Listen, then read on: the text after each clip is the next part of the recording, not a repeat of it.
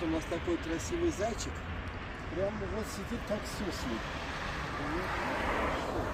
А взгляд какой преданный. Я сделаю все. Держись, держись. Вот. Вот такие мы преданные. Фу.